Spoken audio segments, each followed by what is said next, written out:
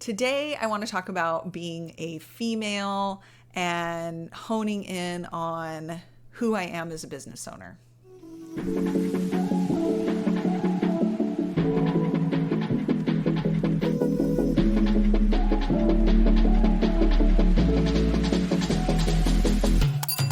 In my last video, I went over my top 3 skills, which are service, helping people, and problem solving. And those areas really fuel me. They give me more energy. They drive my passion. I get more done. I really get in a flow state when I'm doing these things. And to be honest with you, I resisted that for a while. And I think it is because I am a woman. And I looked at other business owners who, for the most part, that I have had mentor me are all men, which I absolutely love men. I am not here to bash men. Like I said, I absolutely love men. I love all their character traits. I wouldn't give up any of my mentors or my husband for anything. And so I want to get that out of the way. But women are different, and I was trying to find skills that matched and resonance and find myself within these men that have mentored me. And it's taken me some maturity, some time, a lot of self-reflection and confidence, and having to build my confidence and my self-esteem to be able to realize that perhaps because I am a woman, I am more service-based, more nurturing, more of a farmer, more of an attractor when it comes to getting out into the business world, marketing, selling, running my business, and servicing my clients.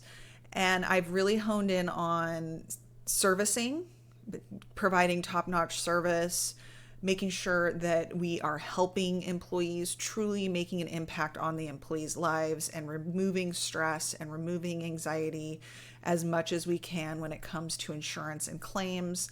And of course, problem solving. And that is something that I have shared with a lot of my male mentors and male colleagues. And I think that's why I've related to them so much, because we're all problem solvers. Pretty much all entrepreneurs are. I'm not special in any way. And I'm not here to say that there's any one right way to do it. We're all different. We're all our own individual. And that's what makes entrepreneurship so cool and small business ownership so cool, is we all get to find our own identities and run our businesses in a way that matches our passions and our identity and who we are as an individual, and help reflect that and bring more value into the world through that mechanism. And I really wanted to bring this up as a topic because I haven't had a lot of female mentors in this area, and perhaps this is going to resonate with someone out there or help someone get one step closer to identifying who they are and what their top skills are, and be supportive of other women that are perhaps on my path or following close behind. And it's nothing against, again, any of my male mentors. It's just something that I wasn't aware of. I was really trying to, and I think a lot of people do this, whether or not you have a male mentor or female mentor, is I was constantly trying to mirror what they were doing and follow exactly what they were doing, which I think is completely 100% necessary in the beginning, because when we first start, we have no idea what we're doing. We know nothing. We have to follow someone that does. And so doing that and going through that process is extremely important.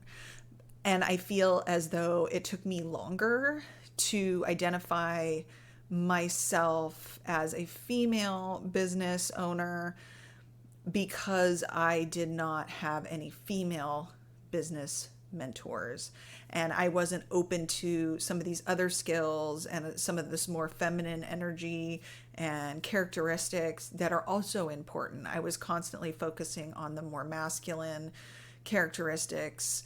For example, sales. Sales tends to be perceived as a masculine trait.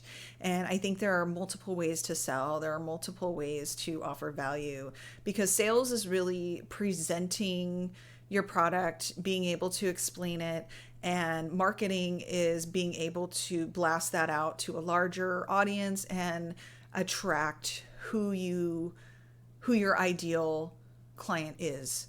And sales is really making sure that you're explaining that and you're finding your prospects, finding those prospects that you can offer the most value to. Your ideal prospects are those who you can offer the most value to.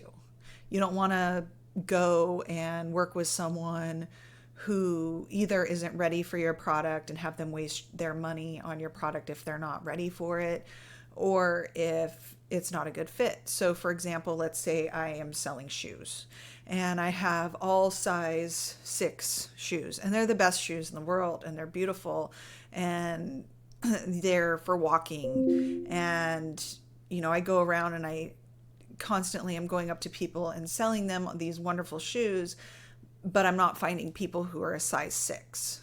I'm selling these to people that are a size 7 or a size 9. They're not going to be happy customers. They're going to say these shoes are terrible, they hurt, they're painful, they don't fit. So you want to make sure in the same way to find your prospects that are 100% aligned and that your product is a fit for. And in sales, if you're a good salesperson, you're able to go through a sales process, ask a series of questions, and make sure that your product is a perfect fit for that prospect. So in there, I would be a terrible salesperson if I didn't tell them that all of my shoes were a size 6 and I'm selling it to someone that's a size 7. That would be extremely bad practice and unethical in many ways. So again, very simple example to drive my point home that sales tends to be perceived as this very masculine thing. When I say salesman, most people picture a guy with a briefcase in a suit, either going door to door, knocking on the door, or they picture a car salesman, and it's usually a man. And women can sell too. We may sell in a different way. We may have different characteristics. We may have different openers. We may have different ways of wording things, and it's completely okay to do things differently. There's no one right or one wrong way to do it as a more masculine salesperson or a more feminine salesperson. We're going to be attracting different clients, or we'll have different ideal clients or different clients that we are able to serve. Perhaps there is a client that really values the cheapest product on the market. They want to save the most amount of money and just check the box, get the cheapest insurance on the market and be done with it. They don't care about service. That's going to be a different prospect for someone else, where someone for me is going to find that highly valuable and really want to take care of their employees and see the value behind spending that extra money to make sure that the insurance that they're getting is top notch and that the service that they're getting is top notch, to make sure that the insurance that they're getting matches the quality that they're expecting.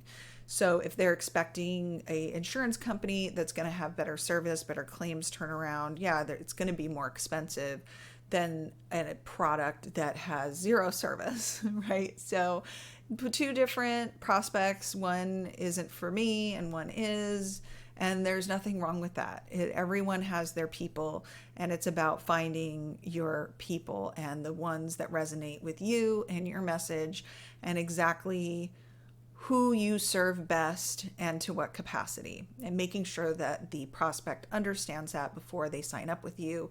And if they are expecting something different, it is okay to refer them to someone else.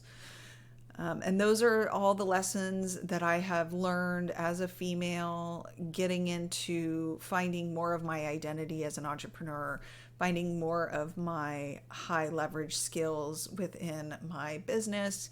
And I hope that you found this valuable. If you found this video at all useful, please give it a like and subscribe to my channel. Also, if you know someone that you think would find it interesting, please hit that forward button and share it. I do have a link down below for a free benchmark report. So if you are a business owner and want to know how your benefits compare to others in your industry, employer size, and region, I can send you a 100% free report that shows you exactly what the averages are in those categories. And you can choose whether or not to fill those gaps or use it as a strategic advantage when looking to change your employee benefits and attract and retain top talent. So again, thank you for hanging out with me until the end, and we will see you next time.